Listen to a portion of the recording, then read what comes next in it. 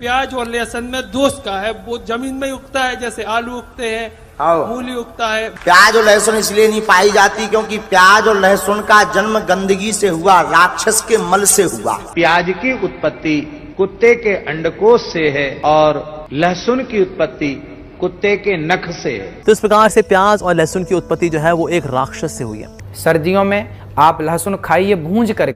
अस्सलाम वालेकुम वरहमतुल्लाहि वबरकातुहू। बिस्मिल्लाहिर्रहमानिर्रहीम। नाज़रीन, आज हम आपके लिए एक और बेहतरीन वीडियो लेकर आए हैं। वीडियो को जरूर देखना पूरा। आज का सवाल है कि प्याज और लहसुन की उत्पत्ति कहाँ से हुई है। आपने शुरू में जितनी भी वीडियो देखी है, इन सारे बाबाओं का जवाब अलग अलग थे। कोई कहता है प्याज और लहसुन की उत्पत्ति यानी कि पैदाइश गंदगी से हुआ, कोई कहता है कुत्ते के अंडों से हुआ, कोई कहता है कुत्ते के नख से हुआ, कोई कहता है अगर प्याज लहसुन खाते हैं तो हम गौ माता को खाते हैं, और कोई कहता है प्याज को ज्यादा खाए। इस पर डॉक्टर जाकिर नायक साहब ने भी एक जवाब दिया है। आइए पूरी वीडियो देखते हैं। प्याज और लहसुन में दोष का है, वो जमीन में उगता है जैसे आलू उगते हैं, मूली उगता है। प्याज और लहसुन इसलिए नहीं पाई जाती क्योंकि प्याज और लहसुन का जन्म गंदगी से हुआ, राक्षस के मल से हुआ। प्याज की उत्पत्ति कुत्ते के अंडकोश से है और लहसुन की उत्पत्ति कुत्ते के नख से है। तो इस प्रकार से प्याज और लहसुन की उत्पत्ति जो है वो एक राक्षस से हुई है। सर्दियों में आप लहसुन खाइए भूंज कर। प्याज और लहसुन में दोष का है, वो जमीन में उगता है जैसे आलू उगते हैं, मूली उगता है, वैसे ही। प्याज और लहसुन इसलिए नहीं पाई जाती, बहुत सुंदर प्रश्न है। पहले नंबर तो इन्हें ताली बजा के धन्यवाद दिया। प्याज और लहसुन इसलिए नहीं पाई जाती क्योंकि प्याज और लहसुन का जन्म गंदगी से हुआ, राक्षस के मल से हुआ, इसलिए वो गंदग, उससे दुर्गंध बहुत आती है।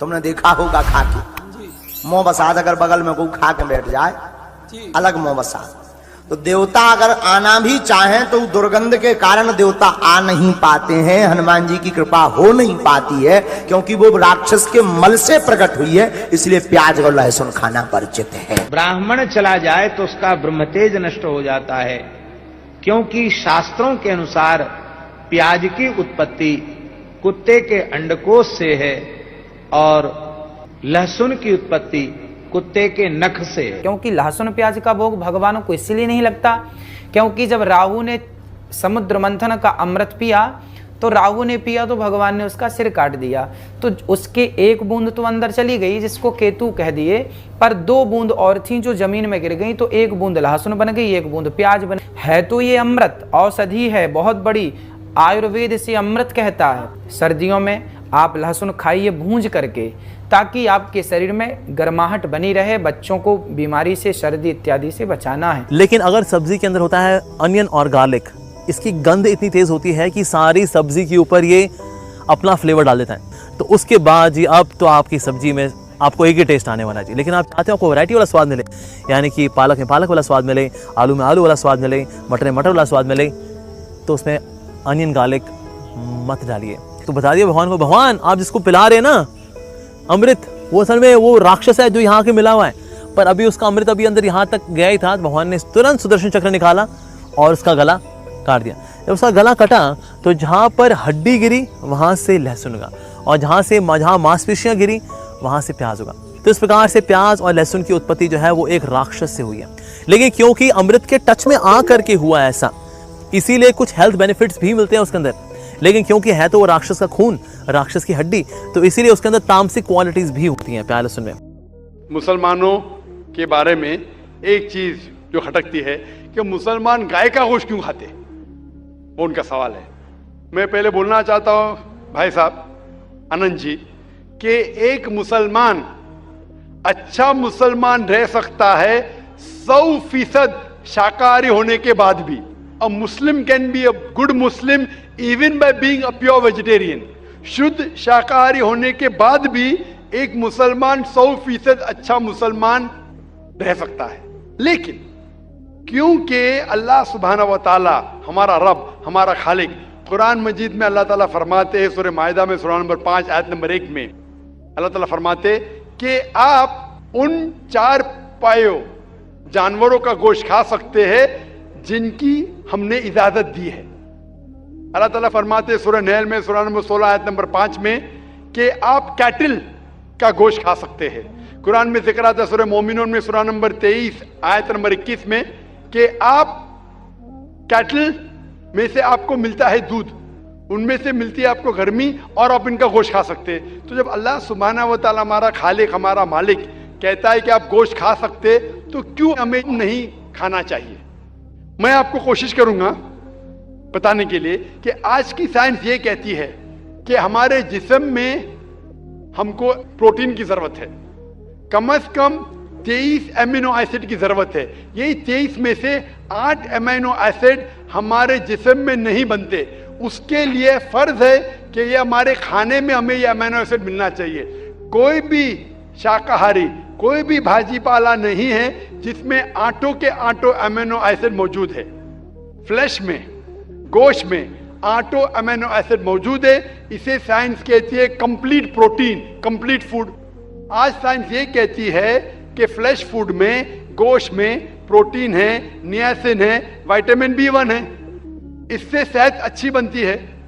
और आज आप देखेंगे जो जानवर जो शाकाहारी होते हैं, जो सिर्फ भाजी पाला खाते हैं, भेड़, बकरी, गाय, आप देखेंगे इन जानवरों के दांत इनके चपटे हैं, उनके पास हर्बीवोरस सेट ऑफ टीथ है।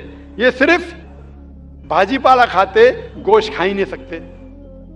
जब आप देखेंगे मांसाहारी जानवर के दांत, शेर बब्बर, चीता, उनके नोकीली दांत होते हैं। ये सिर्फ गोश्त खाते हैं, भाजी पाला खा ही नहीं सकते।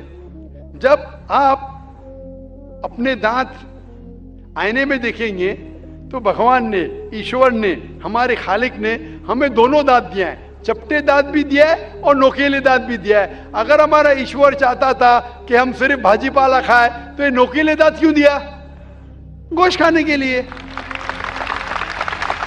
आज की साइंस कहती है कि जो डाइजेस्टिव सिस्टम है हर्बीवोरस एनिमल का, गाय, भेड़, बकरी के, वो सिर्फ भाजी पाला डाइजेस्ट कर सकते, गोश्त को डाइजेस्ट कर ही नहीं सकते। जो डाइजेस्टिव सिस्टम कार्निवोरस एनिमल का है, चीता, शेर बब्बर, ये सिर्फ गोश्त डाइजेस्ट कर सकते, भाजी पाला नहीं।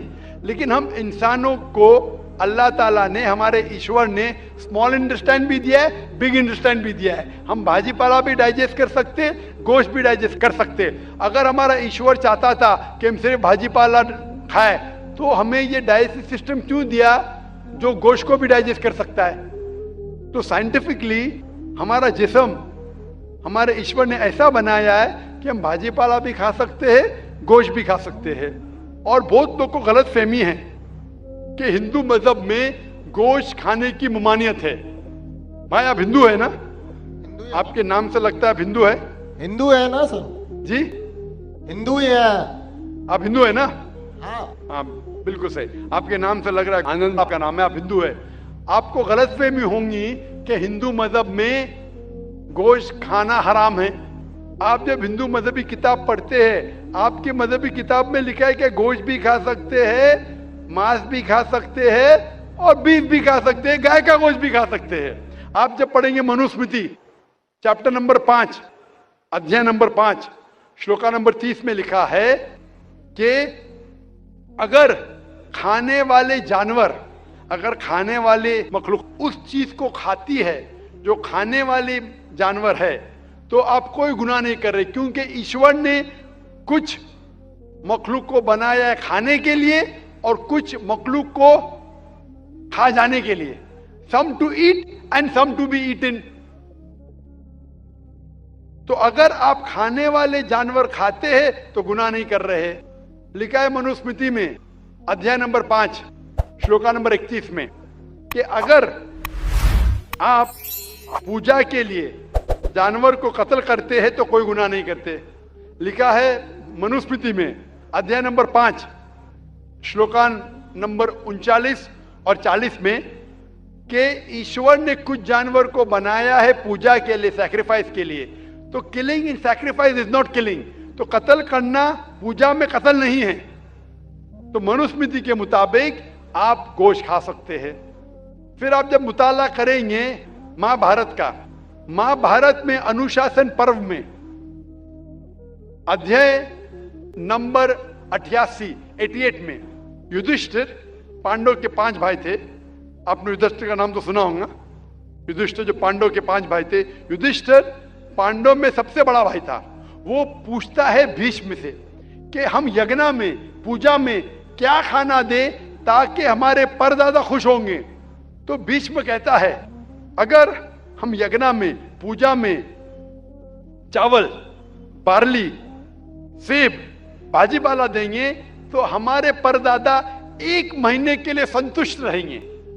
अगर हम मछली देंगे तो 2 महीने के लिए, अगर गोश्त देंगे 3 महीने के लिए, अगर खरगोश देंगे तो 4 महीने के लिए, अगर बकरी देंगे तो 5 महीने के लिए, अगर सुअर देंगे तो 6 महीने के लिए, अगर परिंदा देंगे तो 7 महीने के लिए, अगर हिरन देंगे तो 8 महीने के लिए, अगर बैल देंगे तो 11 महीने के लिए, अगर गाय देंगे तो पूरे 1 साल के लिए हमारे परदादा संतुष्ट रहेंगे।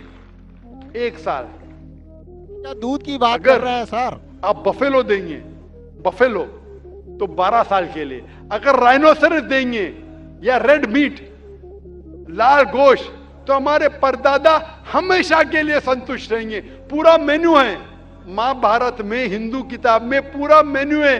क्या चाहते हैं? भाजी पाला, मछली, गोश्त, खरगोश, हिरन, बीफ, बड़े का छोटे का सब है।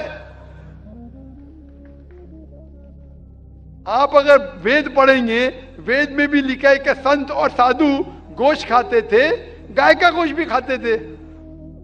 फिर आप क्यों कहते हैं कि गोश्त खाना हराम है? क्योंकि बहुत से हिंदू लोग बाकी मज़ाहिब से प्रसन्न हुए।